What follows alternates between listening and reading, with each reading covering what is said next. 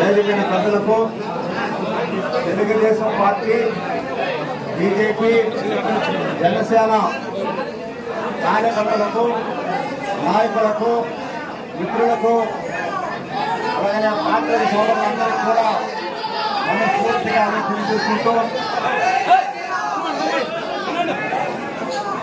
ఈరోజు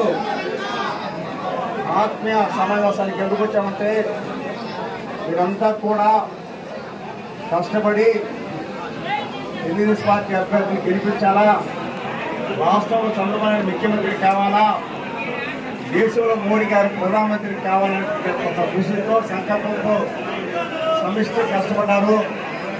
చాలా సంతోషం. అందరినీ కూడా కలుసుకోవాలని మీకందరికీ కూడా ఒక సంఘీభావం తెలిపాలని ఈరోజు ముందుకు వచ్చాం. ఈరోజు మన ప్రాంతంలో సంచేరు ప్రాంతంలో ఒక నిమిషం మాట్లాడొద్దండి దయచేసి, ఒక నిమిషం మాట్లాడొద్దండి దయచేసి, ఇది కూడా ఒక నిమిషం మాట్లాడొద్దండి, 5 నిమిషాలు చేస్తాం. మన సర్క్యూట్ నియోజకవర్గంలో ఎమ్మెల్యే అనేటువంటిది ప్రతిష్టాత్మక జరిగింది. రాష్ట్రంలో ఒక ఎత్తు అయితే మన నియోజకవర్గంలో ఒక ఎత్తుగా జరిగింది. దానికి కారకులు ఎవరు మీకు అందరికీ తెలుసు. ఒక మాజీ మంత్రి పెద్దిరెడ్డి రామచంద్రారెడ్డి గారు ఇక్కడ ఎన్నో కుట్రలు చేసి మోసాలు చేసి దోసుకున్నాడు. ఇసుక, గ్రావులు, మెటలు, తైలి చెట్లు, కరెంటు పోలు అన్నీ కూడా దోసుకొని కడకు నన్ను ఓడగొట్టాలని ఒక ఇండిపెండెంట్తో కమ్మని అయినాడు. మరొక ఇండిపెండెంట్తో ఆలోచించాడు. అయినా మన ప్రాంత వాసులందరూ కూడా చాలా అద్భుతంగా కష్టపడ్డారు.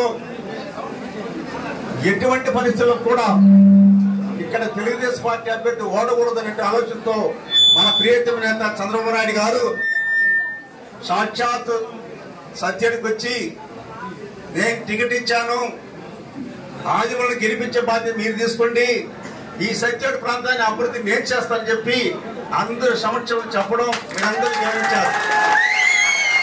నిజంగా కూడా సుదీర్ఘంగా కూడా రాజకీయం చేశాను, 50 సంవత్సరాలు రాజకీయం చేశాను, అనేక పదవులు అనిపించాను. తెలుగుదేశం పార్టీ జిల్లా అధ్యక్షుడిగాను, ఆర్ఎస్ గాను, జడ్పీటీసీ మెంబర్గా పనిచేశాను.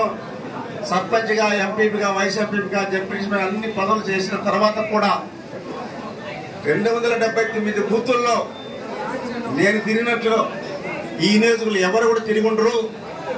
అలా తిరిగి ప్రజలకు సేవ చేయని వచ్చిన తప్ప ఇసుకలో మెటల్లో దొంగిలించిపోవడానికి రాలేదు. నేను దొంగిలించింది వాళ్ళు, దోసుకునేది వాళ్ళు. కోట్ల రూపాయలు దోసుకుని వెళ్ళిపోయినాడు ఈ రామచంద్రెడ్డి గారు మన నియోజకవర్గంలో. అందుకే నాలాంటి వాళ్ళు ఉండకూడదని నేను సాక్షాత్ ముఖ్యమంత్రి చెప్పా.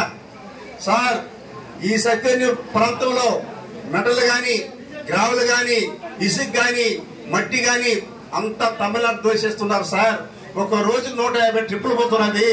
ఇవన్నీ అతను ఎదురుగానే చెప్పాను, మరుగు చెప్పలా, ఎక్కడ కూడా దాచిపెట్టకుండా. అందుకే నాకు ఎమ్మెల్యే టికెట్ రానిక చేసిన ప్రజలు మీ ఆశీస్సులు దీవెనలతో చంద్రన్న నన్ను పిలిచి మార్చి 14వ తేదీ నేను అడగపోయినా కూడా ఒక నీతివంతుడు, నిజాధిపతుడు ఆదిమూలం, ఒక దళిత ఎమ్మెల్యే అయినా అతను గొంతు కోశాడు పెద్దిరెడ్డి రామచంద్రెడ్డి.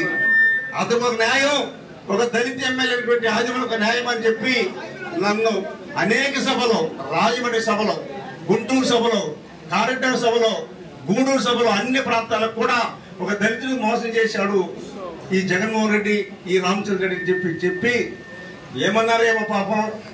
నా పైన ప్రేమతో, విశ్వాసంతో, అభిమానంతో నాకు డైరెక్ట్ గా మార్చి 14వ తేదీ వారి పార్టీ చేరకపోయినా అభిమానంతో ఇలాంటి మనిషి నీతివంతుడు, నిజాధిపరుడైనటువంటి దళితుడికి న్యాయం చేయాలన్న సంకల్పంతో నాకు డైరెక్ట్ గా సీట్ అనౌన్స్ చేశాడు.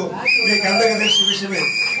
అయినా ఒక సుదీర్ఘ 50 సంవత్సరాలు రాజకీయం చేసేవాడిని.